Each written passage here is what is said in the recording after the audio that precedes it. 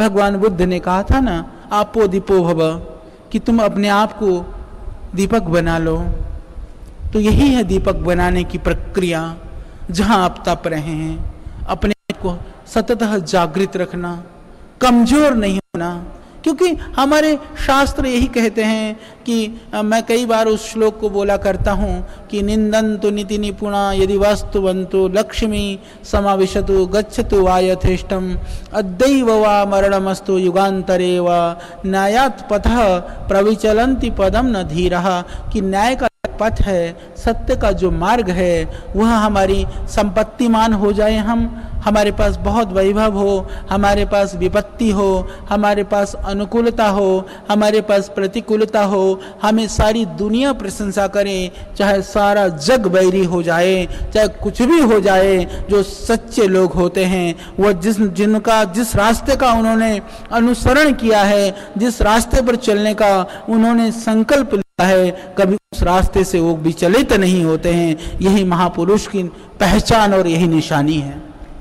इसलिए हमारे अंदर वो शक्ति आए, सामर्थ्य आए, इसके लिए अनवरत भगवान से प्रार्थना करना। श्रद्धेय स्वामी जी जैसे जो महापुरुष हैं उनको अपने सम्मुख देखना।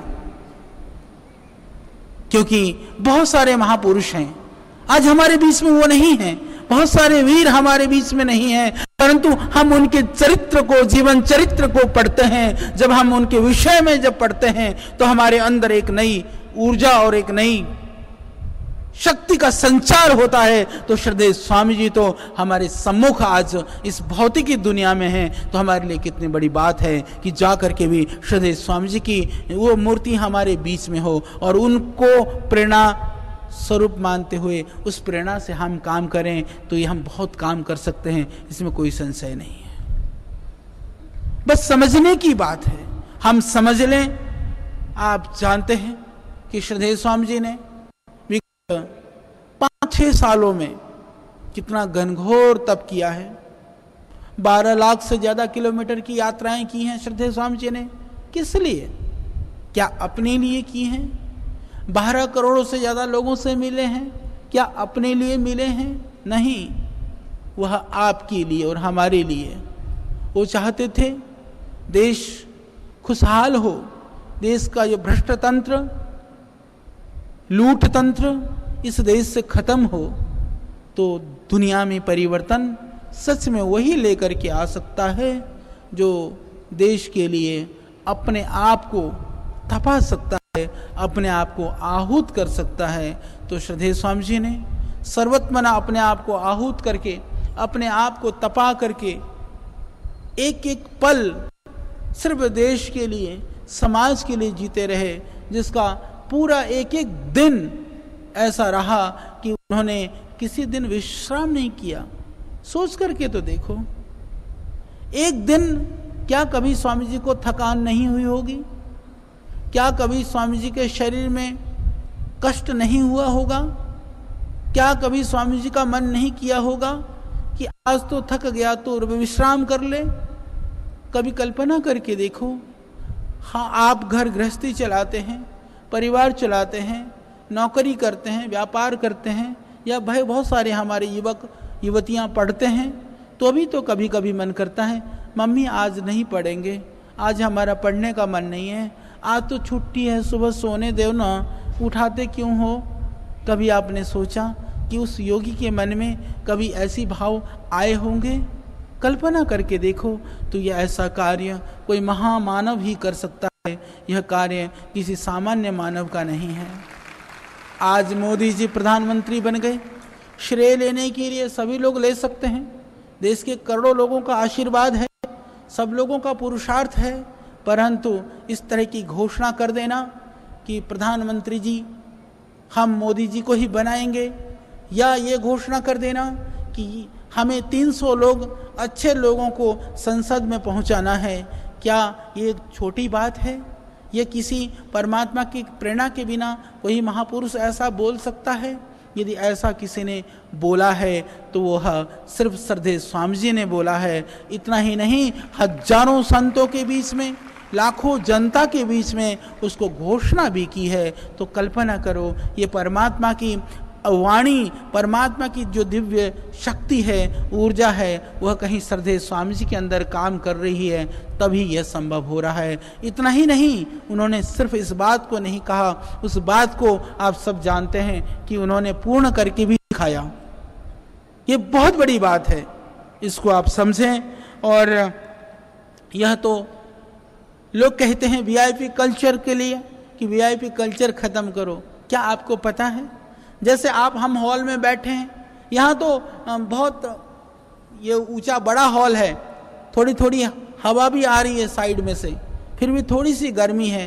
क्या आपको पता है श्रद्धेय स्वामी जी जहाँ रहते हैं वहाँ ना कूलर है, ना वहाँ एसी है। ऐसी जगह पर स्वामी जी रहते हैं, दिन भर पूरा वो छत भी नहीं है, वो खफरेल की सी छत है, वो दिन भर तपता रहता है, उसे में श्रद्धेय स्वामी जी आज भी तपते रहते हैं।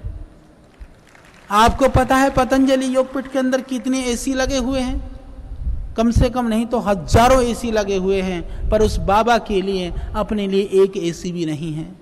क्या आप जानते हैं यहाँ पर कितने गद्दे हैं, कितने यहाँ पर बेड लगे हुए हैं, बिस्तरे लगे हुए हैं, तख्त लगे हुए हैं, हजारों की संख्या में लगे हुए हैं, परंतु स्वामी जी को सोने के लिए तख्त भी नहीं है, उनको बिछाने के लिए गद्दा भी नहीं है।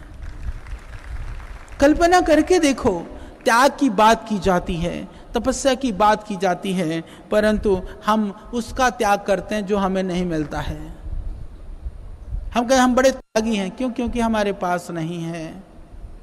मैं हमेशा कहता हूं कि जब हो तब त्याग करो तो उसका नाम त्याग है, अभाव का नाम कभी त्याग नहीं है। कल्पना करके देखिए, हम कभी कभी क्या होता है, हम चीज़ों में अपनी बुद्धि ज़्यादा लगा लेते हैं। नहीं, ये ऐसा होता तो ये और अच्छा होता, हो सकता है और अच्छा होता, पर जो हो रहा है उसकी गहराई में कभी उतर करके तो देखो, आप विचार करके तो देखो। ये बहुत बड़ी बात है। तो वीआईपी कल्चर की बात की जाती है। मैं कहता हूँ कि यदि इस देश के अंदर सादगी के प्रति मूर्ति के रूप में, त्याग के प्रति मूर्ति के रूप में यदि उनको जीवन में देखना हो, कहीं पर आप सामना देखना चाहते हो, तो मैं ऐसा मानता हूँ श्रद्धेय स्वामी जी से विशाल, व्यापक और महान रूप आपको कभी नहीं दिख पाएगा। तो हमारा सौभाग्य है कि यहाँ इस हरिद्वार की भूमि से प्रारंभ हुई ये छोटी सी यात्रा 20 वर्ष पहले शुरू हुई थी लगभग। हम लोगों ने सारे काम अपने आप, सब आज भी सब काम अपने आप करते हैं। जहाँ थे वहीं से हम वहीं हैं। थोड़ी थोड़ी लोगों की शिकायत रहती है, जैसे आप इतने भाई बहन हैं हजारों की संख्या में, सबसे एक एक करके तो नहीं मिल सकते हैं, पर आपके प्रति हमारी संवेदनाएं हैं, हमारी भावनाएं हैं, हमारा प्यार है। और 24 घंटा जो भी हम करते हैं, ये निश्चित आप जानिए कि हम अपने लिए नहीं, हम आपके लिए ही काम कर रहे होते हैं। जितने आज वैद्य सेवाएं दे रहे हैं, जितने लोग औषधियों का निर्माण कर रहे हैं, जितना अनुसंधान का काम हो रहा है, या आस्था आदि चैनल के माध्यम से, जितने भी कार्यक्रमों के माध्यम से आपको जीवन में परिवर्तन लाने का, कुछ सीखने का मौका मिल रहा है, उन्हीं कार्यों में हम 24 घंटा लगे रहते हैं। इसीलिए स्थूल रूप से ना भी मिले, पर आपको ये पता होना चाहिए कि 20 वर्ष पहले जिस तरह से हम अनवरत एक रात दिन एक करके काम करते थे, आज भी उसी तरह से इस यात्रा को लक्ष्य तक पहुंचाने में हम पूरी तरह से प्रयत्नशील हैं।